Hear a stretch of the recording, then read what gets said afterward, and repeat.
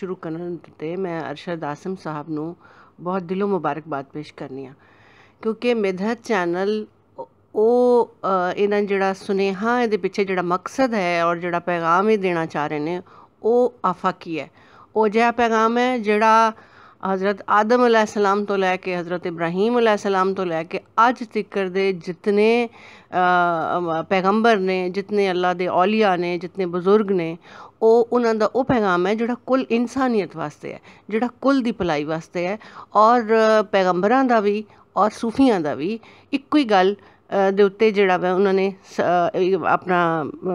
जिंदगी दा फलसफा, जिंदगी दा पैगाम जेह्ड़ा दित्ता ओह् है कुल दा भला ते कुल दी खैर। इंसानियत दी गल्ल है, इंसानियत दा प्रचार है और मत दी गल्ल है, अकल दी, सूझ दी, फहम दी गल्ल है, कुल दे भले दी गल्ल है, कुल दी खैर दी गल्ल है। सो तुहाडे सारिआं दे अग्गे बेनती है कि इस मत इन्हां मत दियां गल्लां नूं सुनन लई और इन्हां बजुर्गां दी और इन्हां वलियां दियां गल्लां सुनन वास्ते इन्हां दियां इस चैनल नूं तुसीं सबसक्राइब करो और इनू अग्गे तो अग्गे जेह्ड़ा वै ओह् अपने दोस्तां नूं मित्तरां दे नाल इनू अग्गे शेयर भी करो। बहुत शुक्रिया।